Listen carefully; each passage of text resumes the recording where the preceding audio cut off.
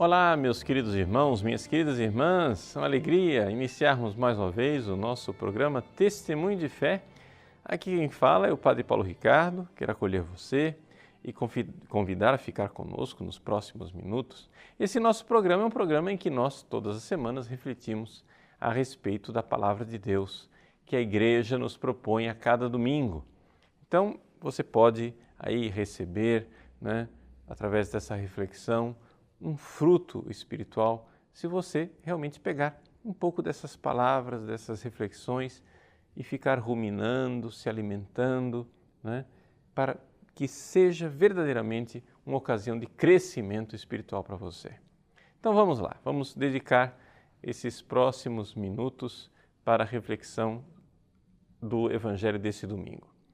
E esse domingo é o terceiro domingo da Quaresma. Nós estamos no ano que é dedicado ao evangelista São Lucas, e é o ano em que o Papa Francisco proclamou um jubileu da misericórdia, um ano da misericórdia divina. Pois bem, o Evangelho é São Lucas capítulo 13, versículos de 1 a 9. Bom, em primeiro lugar, o Evangelho não parece muito adequado para um ano da misericórdia, porque começa falando de castigo, Ou seja, 2/3 do Evangelho fala de castigo, o castigo dos que foram massacrados por Pilatos no templo, o castigo daqueles que foram esmagados pela torre de Siloé e assim por diante. Mas Jesus está falando desse castigo não porque ele não seja misericordioso, mas exatamente porque ele quer que nós percebamos a sua misericórdia. E para perceber essa misericórdia, ele conta então uma parábola que é o trecho final do Evangelho desse domingo, a parábola da figueira que não dá fruto. O dono de uma terra plantou uma figueira e já faz 3 anos que ele está lá indo procurando o fruto não vem e ele então se irrita, fica impaciente com aquela situação e decide cortar a figueira. É aí então que o agricultor, o jardineiro, o sujeito que cuida ali da figueira, disse, não, vamos fazer o seguinte, ele intercede e diz, eu vou cavar ao redor, vou colocar esterco e quem sabe no ano que vem essa figueira irá dar fruto. Essa passagem do Evangelho, essa parábola, que pode, assim, aparentemente, num primeiro momento, não nos dizer grande coisa, ela, refletida por Santo Agostinho, torna-se um tema quaresmal de reflexão extraordinário. Santo Agostinho é destes santos, desses padres da Igreja que realmente sabem aquecer o nosso coração. Então, um dos sermões de Santo Agostinho, o sermão 254, se dedica exatamente a essa realidade dessa parábola. E é interessante que é um sermão feito na Quaresma, portanto, é bem adequado para a nossa reflexão. Então, gostaria de tomar Santo Agostinho um pouco como guia, mestre espiritual dessa nossa reflexão. Bom, falando de Quaresma, Santo Agostinho começa recordando que existe misericórdia somente se existe miséria. E é exatamente essa dinâmica pascal. A dinâmica da Páscoa é uma dinâmica em que nós vivemos os 40 dias da Quaresma focando, olhando de perto a nossa miséria. Para então, nos 50 dias de Páscoa, nós podermos experimentar espiritualmente, de forma mais concreta, a misericórdia. Mas não tem sentido nenhum nós cantarmos aleluia na Páscoa, se nós não chorarmos nossos pecados na Quaresma. Então, a finalidade primeira da Quaresma é nós chorarmos os nossos pecados. Então, ficar insistindo, falando, Deus é misericórdia, Deus é misericórdia, Deus é misericórdia, não é proveitoso espiritualmente se nós antes não falarmos de que o homem é miséria, o homem é miséria, o homem é miséria. É isso que nos ensina Santo Agostinho, não somente ele, evidente, porque isso é uma coisa que faz parte da própria lógica, não é? Da espiritualidade cristã. Então, nós precisamos realmente nos dar conta de nossa miséria. É exatamente aquilo que Jesus faz no Evangelho, quando ele cita o massacre de Pilatos, a torre de Siloé, e coloca aquele rigor, não é? Divino diante daquela figueira que não dá frutos. Nós temos que ver que realmente é muito triste o coração de um ser humano que não dá o fruto do amor. Então nós precisamos nos dar conta disto, né? Por quê? Porque senão, de tanto celebrarmos o amor de Deus, nós vamos nos esquecer que nós precisamos ser desafiados ao amor.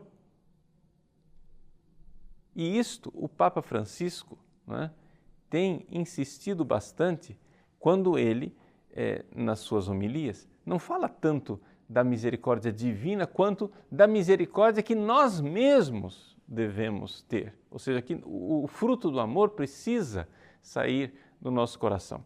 O problema é que algumas pessoas falam da misericórdia divina de uma forma desequilibrada que leva as pessoas a se acomodar no próprio pecado, né?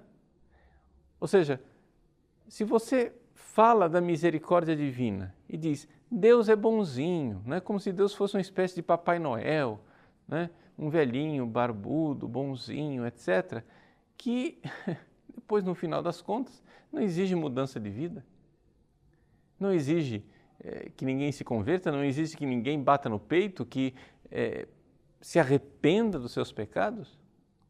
Bom, um Deus assim é um Deus muito diferente do Deus do Evangelho.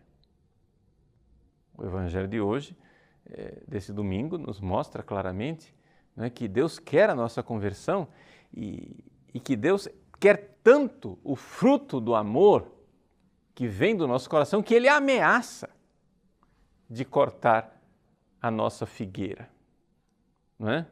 Que Ele ameaça de cortar o nosso tempo. Diz, olha, é uma urgência, façam logo, façam penitência logo, porque o tempo se fez breve. Então, a primeira coisa, não é, que nós precisamos entender é que nós celebraremos a alegria da misericórdia se primeiro chorarmos a tristeza da nossa miséria. E como é que isso se aplica à parábola da figueira? Santo Agostinho faz uma leitura espiritual e diz o seguinte, vejam a intercessão que é feita ali pelo agricultor. Ele diz, olha, eu vou cavar ao redor e vou colocar esterco. Esse cavar é a humildade, né? É a virtude da humildade. Nós todos precisamos ser humildes. E o que é o esterco? O esterco, para Santo Agostinho, é a tristeza. Mas não uma tristeza pecaminosa, uma tristeza má, uma tristeza boa. Aquela tristeza segundo Deus, como diz São Paulo aos Coríntios, né? A segunda carta de São Paulo aos Coríntios, capítulo 7, versículo 10, fala de uma tristeza, né, que é virtuosa. São Paulo diz que é uma tristeza katatheon, segundo Deus, né? Enquanto existe uma tristeza má, que é a tristeza do cosmo, a tristeza do mundo, né? É interessante que os dois tipos de tristeza não são a tristeza do mundo e a tristeza de Deus. Não, Deus não tem tristeza. É a tristeza do mundo e a tristeza segundo Deus, né? Katatheon. O que quer dizer essa tristeza segundo Deus? A tristeza segundo Deus quer dizer o seguinte, a tristeza que é colocada no lugar certo. Santo Agostinho, nessas suas intuições, maravilhosa, ele diz assim, veja, nós usamos o esterco para adubar a terra, mas o esterco ele precisa ficar no lugar certo. Você quer o esterco no pé da planta, mas não quer o esterco no seu prato. Não é verdade? Ou seja, quando você coloca lá o esterco para adubar o trigo, não é? Você não vai querer que depois, na hora de fazer o pão, o esterco esteja lá na cozinha para amassar o pão. É evidente que não. Por quê? Porque o esterco no lugar certo é fecundidade, no lugar errado é sujeira. Então assim é a tristeza. A tristeza ela tem que estar no lugar certo. Nós precisamos adubar a terra da nossa alma da forma correta e colocar o esterco no lugar certo. E onde é o lugar certo que nós precisamos colocar? Bom, primeiro Santo Agostinho coloca um exemplo de alguns lugares errados. Não é? Você vê uma pessoa triste. Ah, por que é que você está triste? Ah, eu estou triste porque eu perdi o dinheiro. Bom, se você está triste porque perdeu o dinheiro, me desculpe, essa tristeza está errada. Está colocada no lugar errado. Né? E é importante aqui a gente ver essa atualidade de Agostinho nesse momento de crise econômica do nosso país. Quanta gente que nunca se entristeceu se arrependendo dos seus pecados, agora anda triste, borocochô e cabisbaixo porque a sua conta bancária está no vermelho. Mas meu filho, sua conta bancária com Deus estava no vermelho a vida inteira e você nunca derramou uma lágrima. Agora está deprimido, porque está em dívida. Veja, eu não estou aqui escarnecendo da sua situação, nada disso. Mas quem sabe, a dificuldade econômica pela qual você está passando não é exatamente uma dessas chamadas de atenção, um desses chacoalhões, como o Cristo está chamando a atenção no Evangelho, a respeito dos massacrados por Pilatos, a respeito da Torre de Siloé. Quem sabe Cristo, no Evangelho atualizado de 2016 no Brasil, não diria assim: vocês pensam que vocês são melhores do que esses que têm as suas empresas falidas? Vocês pensam que vocês são melhores do que essa multidão de desempregados? Vocês pensam que vocês são melhores do que todas essas pessoas que estão passando por dificuldades econômicas? Se não vos converterdes, perecereis todos. Vejam, os momentos de dificuldade, os momentos de aperto, para nós, devem ser um trampolim para a conversão. É isto que significa colocar a tristeza no lugar certo.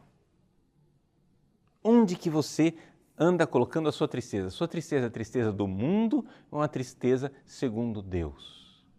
A Quaresma, ela é um momento de nós vivenciarmos a nossa miséria e viver uma tristeza segundo Deus. Se você viver a tristeza segundo Deus, o adubo irá fazer a árvore dar fruto. Mas se você viver a tristeza do mundo, o seu adubo, o seu esterco, vai para o lugar errado, vai para a cozinha, vai para o pão que você vai comer e vai virar sujeira e você vai comer esterco. Não é? Esse é o problema. Então, onde é que deve estar a tristeza? Santo Agostinho continua fazendo as suas comparações, não é? E ele diz assim: vejo lá uma pessoa triste, chorando.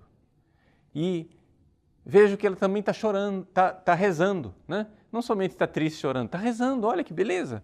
A pessoa está rezando. Mas o que é que ela está pedindo na sua oração? Na sua oração, ela ora e geme, pedindo a morte de um inimigo seu. Pedindo a morte do inimigo. Olha que desgraça. Ali a tristeza está no lugar errado outra vez. Ali a tristeza vira sujeira e não adubo. O fruto será nenhum. Se você continuar colocando esterco nesse lugar, você vai continuar sem o fruto do amor. Por quê? Porque quem reza pedindo a morte do inimigo, cairá na maldição que pesa sobre Judas, diz Agostinho, que é a do Salmo 108, versículo 7, que diz assim, que sua oração se converte em pecado. E aí, finalmente, a gente vê o que é colocar o esterco no lugar certo. É a oração do arrependimento. Santo Agostinho diz assim, se você vê que existe esterco, trate de averiguar qual é o seu lugar. Eu então prestei atenção à oração e escutei aquela pessoa dizendo, eu te disse, Senhor, tem compaixão de mim, salva minha alma, porque pequei contra ti. Salmo capítulo 40, versículo 5. Ele geme por causa de seu pecado. Então, ali sim, diz Agostinho, reconheço o campo onde foi colocado o esterco e permaneço à espera do fruto. Graças a Deus, diz Agostinho, o esterco está no bom lugar, está no lugar em que pode produzir frutos. Vejam, a tristeza tem que ser a tristeza pelo nosso pecado. É aqui que a tristeza se converte em alegria. É esse tipo de tristeza que poderá brotar no Aleluia Pascal. Quando eu me entristeço com o meu pecado, ali eu posso verdadeiramente me converter e transformar a tristeza na alegria pascal. Existe um artigo da Suma Teológica de Santo Tomás de Aquino que explica essa realidade, a diferença, né, que existe entre essa tristeza de Deus e a tristeza do mundo. Né? E por que é que da tristeza pode brotar a alegria? E mais ainda, por que é que no meio da tristeza já pode ter alegria? Né? O domingo que vem, por exemplo, nós vamos celebrar o Domingo da Alegria, né? O Letare. Como é que no meio da tristeza da Quaresma a igreja pode fazer um domingo da alegria? São Tomás explica. Né? Você pode olhar lá depois na terceira parte da Suma Teológica. Trata-se da questão 84, no artigo 9.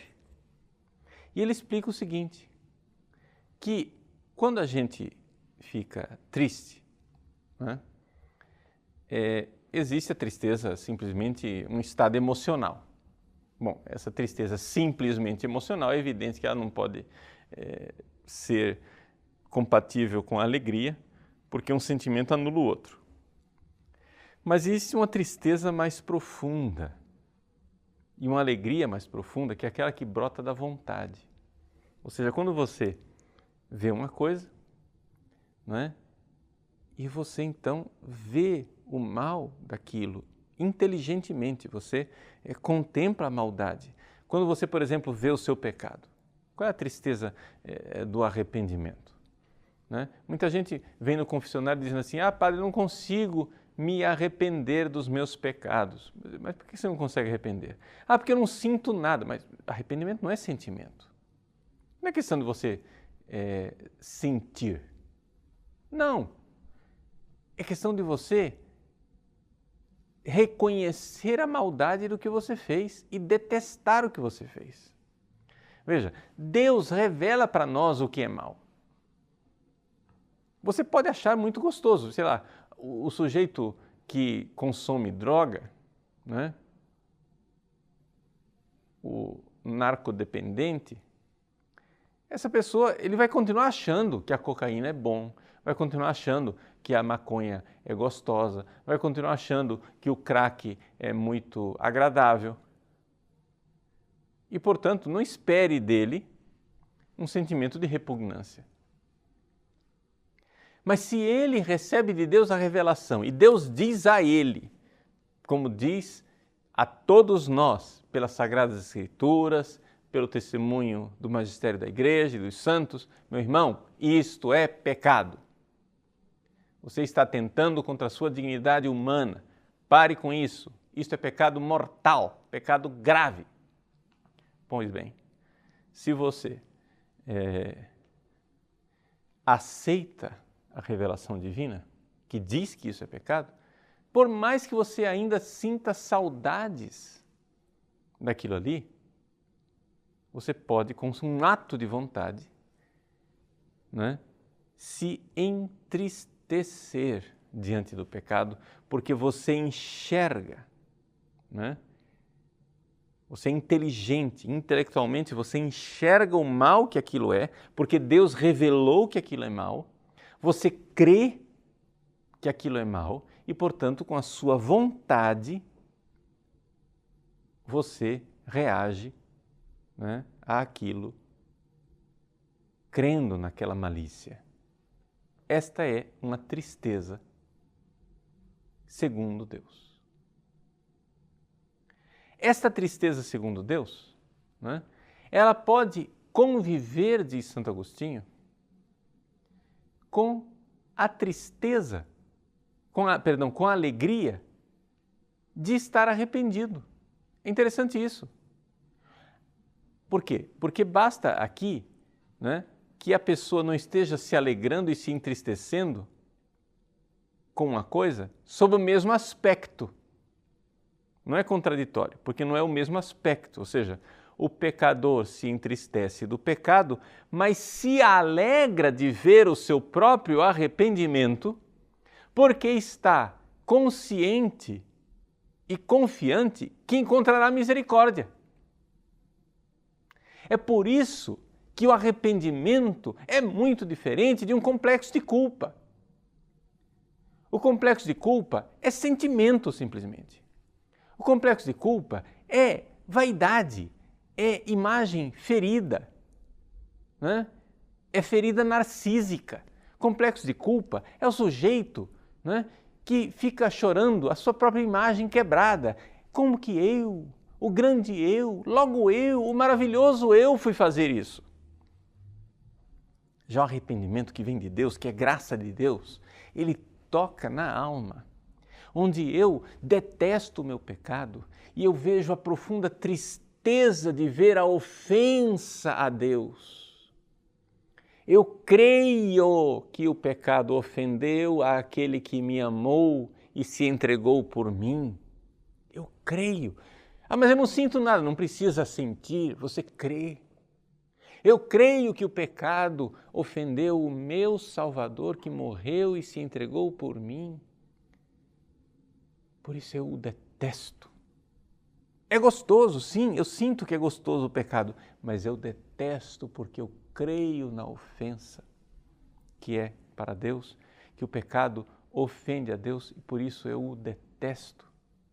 Isso causa em mim uma tristeza mais profunda, mais verdadeira, não é? Mais consistente do que um simples estado de humor. Uma tristeza inteligente. Eu vejo que eu ofendi a Deus. Com isso perdi o céu, mereci o inferno. E no mesmo ato em que eu, entristecido de pecar, me arrependo, já ali, no meio da tristeza, já brota a alegria de saber que Ele me receberá em casa.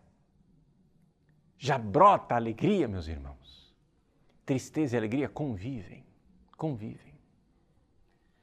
Na Quaresma, a tristeza e a alegria convivem.